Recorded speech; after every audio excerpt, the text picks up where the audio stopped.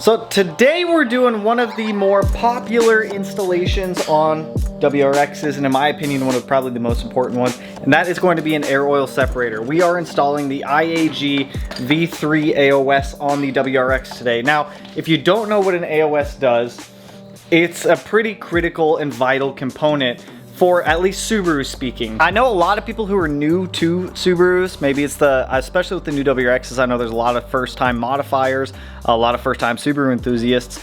With Subarus, they have one problem. Well, they have a few problems, but one problem in specific is the PCV system. The PCV system in these cars loves to push oil into the intake track, which means that your turbo is consuming oil, which is then combusting, it's going into your cylinders, potentially lowering your octane rating of your fuel, which can cause knock. We don't want any of that. We want reliability. We like reliability. We want these cars to last a long time and obviously run for a long time. So the IAG AOS, in my opinion, is probably the best one on the market. It's one of the systems where you can set it up and forget it for the most part. Sometimes they require maintenance after a very long time. Now, I know some people are gonna say, Tanner, why, oh geez. Now, why can't I just use a catch can? You can totally use a catch can if you want to. You just gotta remember to empty the catch cans. Now, an AOS, in my opinion, is not for everyone. Before we get into the installation of this, an AOS is not for everyone. If you live in a climate that gets excessively cold in the wintertime, I'm talking like negative 30 and below, even like a little bit warmer than that, like maybe negative 20 or so, keep in mind the condensation that builds up in the AOS has potential to freeze if you live in these super cold climates or these sub-cold climates. If you don't got anything to worry about. But when the condensation freezes, it has a tendency to back up the oil lines. When the oil lines get backed up, obviously the oil can't drain, so it starts backfeeding everywhere, and then it's just an absolute mess and not a fun time. So if you live in a very cold climate, I suggest you get catch cans. If you live in a normal climate where it doesn't really rarely fall below freezing or a little bit below freezing, or if you're just not anywhere that really sees negative temperatures, an AOS is an awesome option for you. Now, if this is your first time installing one of these, I know it looks intimidating. I've never installed an AOS on an FA24 before. I've done some on FA20s before. This is the first time I've ever done one on this car. I can do one on an EJ25 in about an hour, half hour, 45 minutes, depending on the setup and whatnot. So this is gonna be my first time, probably like it's going to be for some of you guys. So I'm gonna follow IAG's instructions and we're gonna get this thing installed and good to go. So that way, we can have a nice, clean, happy Subaru. Get this intake duct out of here up a little bit, and then we can come in here with our pop clip tool and kind of get it up. There we go. This is the first engine mod that we're doing on my FA also, so that's kind of fun. So, intake snorkel out. Next, it says to remove the 7 bolts for the top mount. So, they're all 12s. 3, we can go ahead and remove that bracket. Oh, that one's now one with the ground. Those 4 are out. The 2 intercooler brackets on each side are out. Remove the 2 throttle body bolts using a 12 mil. So this guy and that guy, I'm guessing. Yeah, so these 2. Release charge pipe spring lock using a small flathead screwdriver. Oh, okay, I guess not. Now it's released. Remove the intercooler. Easy enough. Dude, these stock intercoolers are big. Cool, intercooler's free. We're gonna unclip the fan. The plug is right on top, so it's pretty easy to get to. 2 connectors for the fan. Maybe there's a third one. It feels like a third one. Is that a third one? There is a third one. Everything in here is quite hot. Okay, I can hopefully just kind of get this fan slid up and out of here.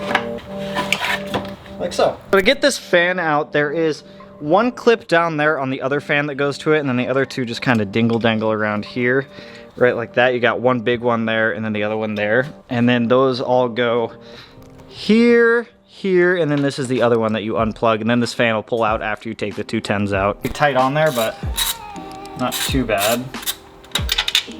Charge pipe bolt. See, our charge pipe's fairly loose now. I'm guessing I'm taking out the other retaining clip. Remove charge pipe spring lock. Okay, so there's 1 more of those retaining clips down here. I can see it.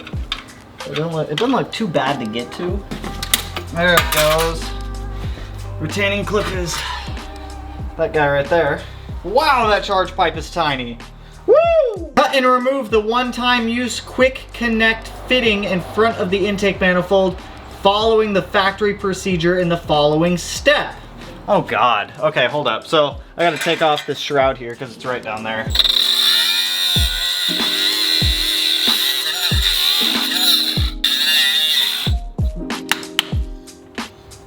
Oh, I got it.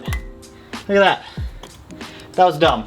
The line that we just pulled off, this one here, follow it down to the turbo, and there's a PCV breather with another one of these spring lock clamps on it, or clips. So that one is way easier to pop off, and then you can just pop that guy off. So IAG is kind enough to give us a new one for the turbo, so we're gonna push this down on the turbo until it locks in place.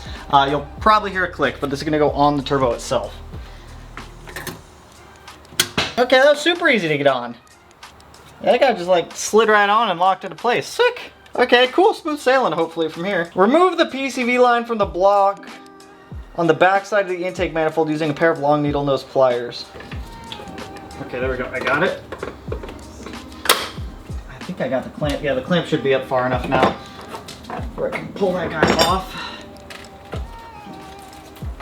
There we go. I had to go to Harbor Freight and pick up a deep 27 because I didn't have one. So hopefully this works. And it did. Go ahead and take out the block breather. If you get lost on where it is, legit just follow the big hose down. There's no way you're really like actively gonna be able to see it from up here just because it's so freaking dark down there, but follow it down. It's literally the biggest port on top of the engine. It's this gigantic fitting. So get that guy out of there. Like I said, just follow that big ass hose down. And with the old one out, you're gonna install the new black one provided by IAG. Don't over torque this, you'll break it. That guy's gonna go right down there. Can you feel it, Mr. Krabs? Can you feel it, Mr. Krabs? Ah, note to self, everyone watching, don't drop the fitting, otherwise it will be gone forever. Remember to be the ball! What are you gonna be? You're gonna be the ball! PCV fitting is in, like I said, it is right down there. That one black fitting right behind the manifold. Well, it's the stock one silver. It's that big silver one.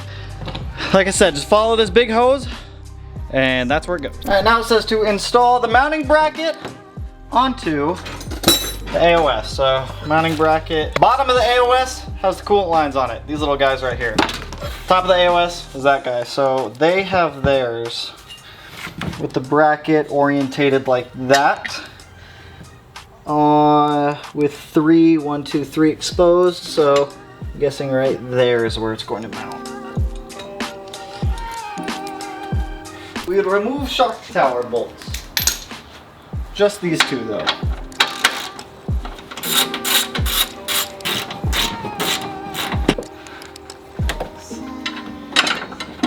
Mounts up like that. That's so weird, dude.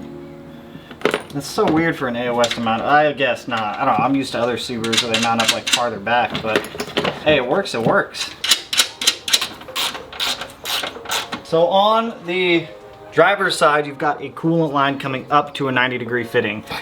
You've got two coolant lines coming off the AOS, one with the 90 on it, one with the straight. The one with the straight is going to end up going onto the hard line that's on the throttle body. The one with the 90 is going to end up going to the coolant line that you're pulling off. So I'm gonna route these kind of underneath of this line here, so that way we're gonna be able to zip tie these guys up and out of the way. So faster we do this, the less coolant that we lose. Will we lose coolant? Yes, it's not the end of the world. So in order to do this, I'm gonna put a rag underneath of that coolant line because yes, we will lose coolant. I'm also gonna go ahead and use a set of these coolant clamps on that coolant line. And then after I get this guy situated over here, I'll kind of show you what to do. So I'm gonna clamp that line off, keep pressure on it to keep it somewhat shut. Take my pliers and move this clamp to a spot that's readily available. Slide the clamp back, and then this guy's gonna go on the hard line. It should slide right off now. 1, 2, 3. All right, there we go. Not much coolant loss so far. And bring this new line underneath that black hose there, tee it in right there. So for the coolant lines is what we're looking at. It doesn't matter which coolant line goes where. Well, actually it does, because they already predetermined that for you and they give you the fittings. On the older ones, it didn't matter. This one, technically, it wouldn't either. You could swap either line with either fitting and make it work. But they're gonna wrap down and around like that, go down here. The one that has no 90-degree fitting on it is going to go directly to the bottom of the throttle body right there. The one with the 90-degree fitting, you're just gonna plumb up into the old hose right there. And then those are the coolant lines. Those are arguably going to be the most annoying lines you have to do. Next up, we're gonna be doing the Y hose. So there's two ends to this hose. There's a shorter end and a longer end. The shorter end is going to go towards facing the firewall. There is an orientation for these, and this is going to go on the block breather that we put on earlier. Okay, on there. I'm gonna get this twisted for orientation reasons. Down. Now for the fun part of trying to get that clamp down there. That is on there. That is on there. Okay, cool. Tell the shorter end of the previously installed PCB drain line to the drain line port on the bottom of the AOS. I wish you would have told me to do that before I fucking put it on there. Camera froze on me as I was installing these. I got the Y fittings done. The longer of the two lines will go to the bottom there. The shorter one will go to the very bottom of the AOS. I found it a little bit easier to take the AOS off of the mounting bracket back there to be able to get it to where I want it. So now we're moving on to the quick connect fitting from here. That's gonna go back there somewhere. So let me grab that line, read the instructions, and we'll figure out where that goes. So we got the 54-inch long by ½ hose with the quick connect here that's gonna go on the OEM port on the front. So it has a 45-degree fitting on it. So this is actually gonna wrap all the way around. So this is going to go underneath of the AC hard line here. Click in.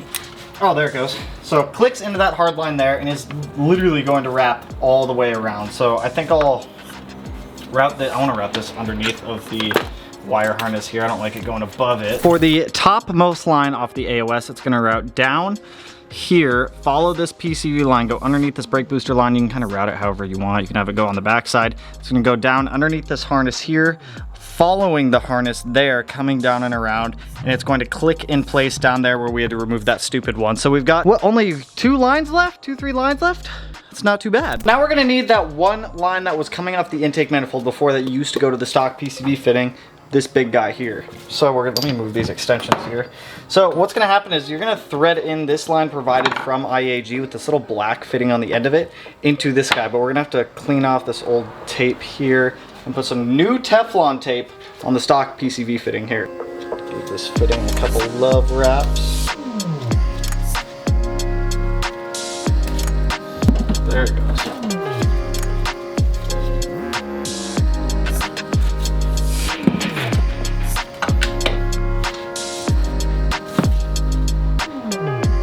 Probably good right there. This is gonna go into one of these ends. I'm not entirely, I'm guessing this the end that it came out of. So we're just going to push that guy right back in, slide that clamp back down. Feels better. So now this will go back on the intake. This will go back on the intake manifold and this will go somewhere on the AOS.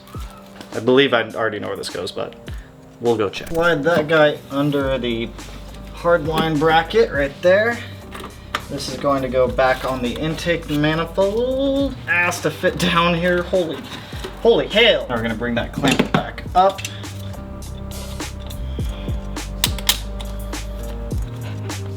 Secure it back down to the manifold. And then that line off of the stock PCB fitting is going to just come right up here. So the last line that you should have is this other Quick Connect 45. It's 5/8. It's gonna go from the top of the AOS here down to the turbo inlet down there, but we're not gonna put this up on the AOS yet. So we are going to install this with the 45 facing, I guess directly up or that like that. So I'm gonna go down here into that fitting that we put on, click it into place like that, and then just kind of leave that right there for right now. Now we need to put the charge pipe back on.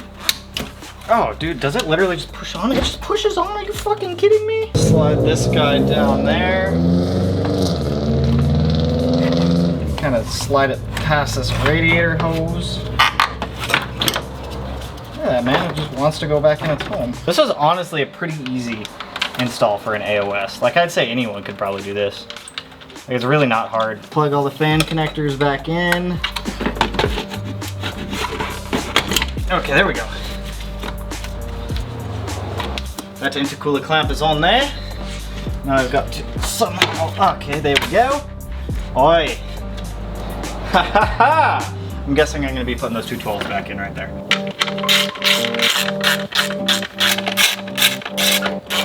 So for this hose will go right there, and then this Adele clamp will slide over it and hold it down to the intercooler bracket right here.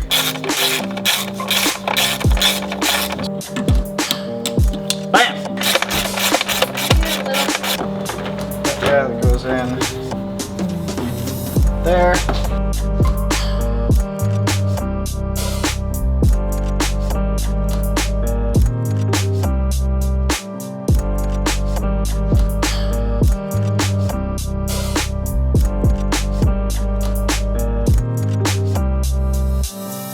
Now once you've cracked the bleeder enough times, you've gotten all the air out of the system, you're done. Your AOS is installed. It's not that bad. And there we have it, you guys. That is it for the IAG AOS install. Super easy, honestly, compared to a lot of the other Subarus I've done. I'd probably rank it one of the easiest, for being honest. So, modification, I highly suggest and recommend for everyone out there who's got one of these things.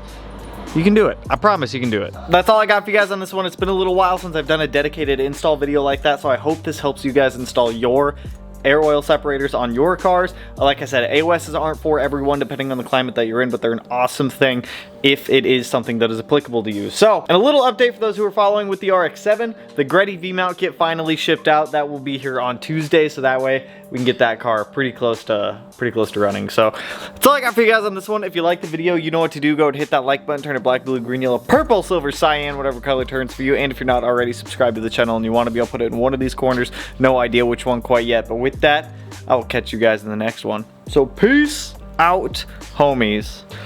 Woo!